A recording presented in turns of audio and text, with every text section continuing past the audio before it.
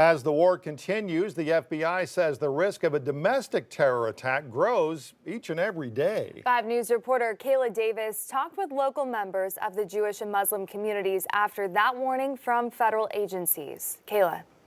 Lex, as the fighting continues overseas, the death count continues to rise in the Gaza Strip after the attack by Hamas last month.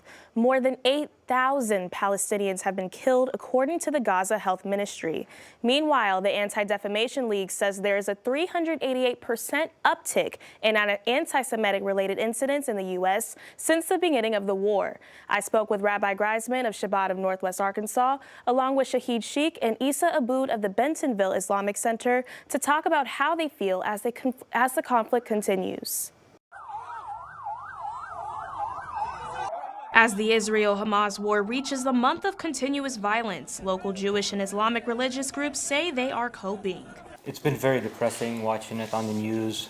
I stopped watching.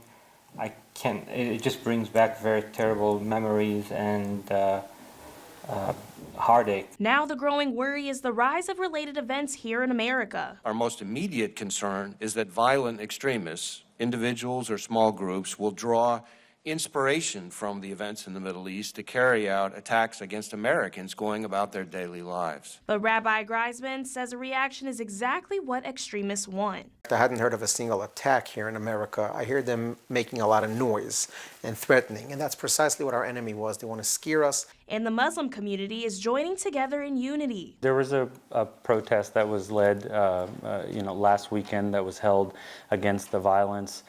We have another protest, a peaceful protest planned for this coming weekend as well. The communities really come together. It's a very generous community overall. Both groups say ending the violence and using your voice is in the best interest of everyone here in the U.S. and overseas. Violence begets violence. I mean, what happened on October 7 was wrong. Those individuals that attacked civilians, Islam forbids that. That's something that Muslims don't support, right? So the actions of a few.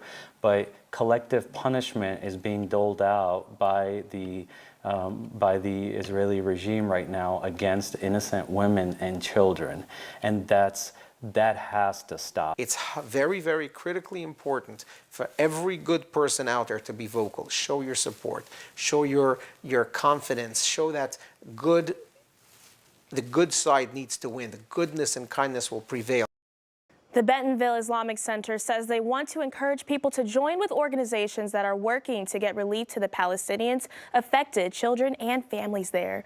Rabbi Greisman says you can donate to JewishNWA.org and add Israel support in the comments. Covering news where you live, Kayla Davis, 5 News.